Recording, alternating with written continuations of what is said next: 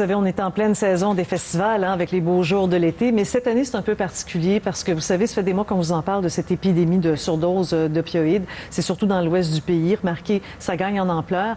Alors, il y a des gens qui pensent que maintenant, c'est vraiment le temps de franchir une nouvelle étape, une étape qui n'est pas facile à suivre, pas facile à comprendre, mais qui serait peut-être nécessaire pour sauver des vies, c'est-à-dire, pendant ces festivals, avoir un équipement pour tester la qualité des drogues que les participants vont consommer sans la leur retirer, sans les arrêter, juste pour s'assurer qu'ils consomment quelque chose qui ne menace pas leur santé, que ces gens-là sachent ce qu'ils sont sur le point de consommer, parce qu'il semble que ce ne soit pas toujours le cas.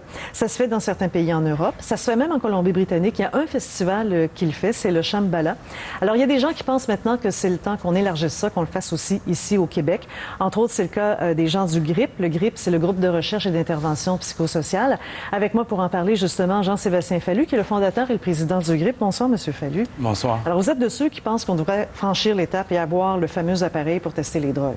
Tout à fait. Depuis plus de 20 ans que le GRIP a été fondé, notamment pour mettre de l'avant l'analyse de substances qui se fait en Europe, comme vous l'avez dit, dans plusieurs pays, Autriche, Suisse, France, Allemagne, Angleterre, bref, à plein d'endroits, Portugal, Espagne, et qui, effectivement, comme vous l'avez dit, ça va peut-être pas de soi pour les auditeurs à la base, comme plusieurs interventions de réduction des méfaits, notamment les services d'injection supervisée. Mais on se rend compte que les gens consomment, il y a des risques. La prohibition entraîne des méfaits comme des produits beaucoup plus dangereux, inconnus, comme le fentanyl et d'autres. On ne contrôle pas la qualité des produits. Et pour réduire les méfaits, bien, l'analyse de substances est une bonne façon de prévenir les conséquences négatives. Concrètement, ça marche comment? C'est quoi? Il y a des techniciens de laboratoire qui se retrouvent sur place, là, sur le territoire du festival? Bien, il y a différentes technologies. Il y en a qui sont très simples, mais peu fiables. Les meilleures technologies, c'est des technologies de chimie analytique qui existent déjà, mais pour être sur place, ça prend des technologies mobiles, ce qui est plus compliqué. Et il y a effectivement du personnel qualifié qui peut, ça va nécessiter parfois même des chimistes, et qui peut tester sur place en 15 minutes l'ensemble des produits, là, donc de savoir tout ce que contient un produit acheté illégalement sur le marché noir. Donc, ça prend un équipement de qualité, ça prend une machine qui est capable là, de faire cette analyse-là. Ça ne doit pas être donné non plus, c'est un gros investissement. Effectivement, c'est pour ça que ça se fait pas. Il y a plusieurs enjeux juridiques, d'acceptation sociale, mais aussi techniques, et ça coûte cher, donc financier. L'appareillage peut coûter autour de 100 000 $ environ, mais après ça, ça coûte pas si cher que ça faire fonctionner les tests, et ça peut être jumelé à un projet de recherche, ce qui peut rentabiliser beaucoup, parce qu'on peut aussi surveiller ce qui circule sur le marché noir et même développer des systèmes d'alerte quand il y a des produits. Et dans dangereux. les faits, là, alors les gens qui viennent d'acheter de la drogue et qui en ont sur eux, ils vont vers ce petit groupe-là, là, avec ces techniciens-là, et quoi, ils donnent leur drogue et ils disent, pouvez-vous tester ça? Oui, exactement.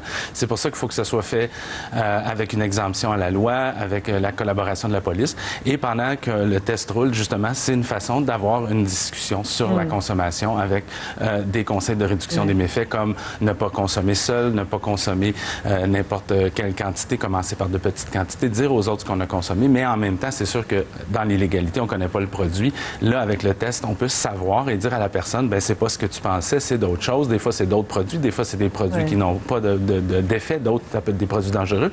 Et il y a des recherches qui ont montré que 94 % des personnes à qui on dit que c'est pas ce qu'ils recherchaient, qui ont l'intention de ne pas la consommer, la substance. Mais pour ça, vous avez parlé d'acceptabilité sociale. C'est essentiel, parce qu'il faut que la personne sente qu'elle est en sécurité pour faire ça, qu'elle ne sera pas arrêtée sur le coup, qu'il n'y aura pas un policier qui l'attend de l'autre côté, là. Exactement. Mais c'est aussi une question d'acceptabilité sociale dans la population pour que les autorités sanitaires financent, soutiennent politiquement une telle initiative. Et on peut penser que, bon, parce que ce sont des drogues illégales, les gens prennent des risques, tant pis pour eux. En même temps, on prend tous des risques, que ce soit dans la nourriture, conduire trop rapidement, pas faire assez de sport. Donc, si on commence à juger et ne pas donner de service sur cette base-là, on n'a pas fini. Et en plus, de toute façon, ça va finir par coûter plus cher en service de soins ou suite à une overdose ou à des décès à la société. Ça peut vraiment sauver des vies. C'est-à-dire, la personne qui arrive, qui fait tester sa drogue, bien, déjà, elle démontre une ouverture de le faire tester, là. Si on lui dit, écoute, le produit que tu as entre les mains, c'est peut-être pas nécessairement ce que tu penses ou c'est peut-être plus dangereux que tu penses, est-ce qu'il y a des gens qui renonceraient ainsi à le consommer, le produit? C'est ce que les études montrent. 94 % disent qu'ils vont renoncer. À Shambhala, que vous nommiez aussi, on a montré que quand les gens, on trouve des choses qu'ils voulaient pas, il y en a plusieurs qui vont disposer dans une boîte d'amnistie des substances ou qui vont les garder pour une autre fois parce que c'est pas ce qu'ils voulaient. C'est pas juste des décès qu'on peut éviter, c'est beaucoup de problèmes de santé. Des surdoses, c'est pas nécessairement des décès, mais oui, ça peut être le cas.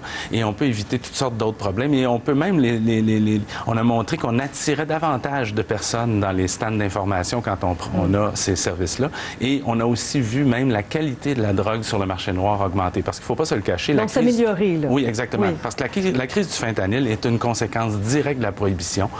Et c'est pas pour rien qu'il y a des Louise Arbour et des Kofi Annan de ce monde qui disent qu'il va falloir penser à encadrer légalement d'autres substances que le cannabis. Ça ne veut pas dire de le vendre à bas prix aux dépanneurs, mais d'encadrer la production, la distribution, de cesser de criminaliser, donc de stigmatiser de manière institutionnalisée les consommateurs, c'est beaucoup mieux. Et on se rend compte que la prohibition a beaucoup plus de conséquences négatives que les drogues elles-mêmes.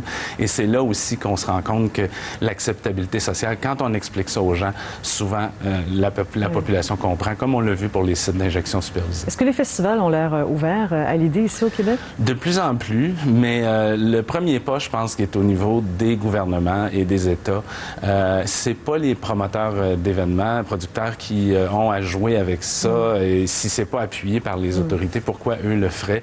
Donc, il y a des enjeux d'assurance aussi, tout ça.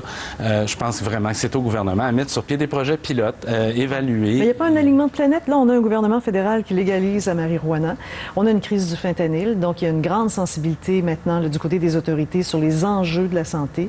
Est-ce que c'est pas pour vous le moment parfait pour faire passer ce message-là? C'est clair que les décès, les surdoses dans les festivals des 2-3 dernières années et la crise du fentanyl sont totalement responsables du fait qu'on en parle tant, que c'est rendu dans les médias de masse et qu'on en entend parler tant que ça. Malheureusement, souvent, ça prend des décès pour bouger, pour faire avancer les dossiers. Et dans ce cas-ci, ce sont des consommateurs de drogue. C'est pas des gens qui ont une grande voix, même si, en fait, il y a tellement de gens qui consomment. Ça peut être un frère, une sœur, un cousin, un enfant. Mais effectivement, la question, c'est pas est-ce que ça va avoir lieu. Ça va avoir lieu, c'est quand et après combien de décès. Écoutez, merci de nous avoir expliqué comment fonctionnent justement ces analyses, cette détection-là. Monsieur Fallu, merci pour l'entrevue. Merci à vous. Merci.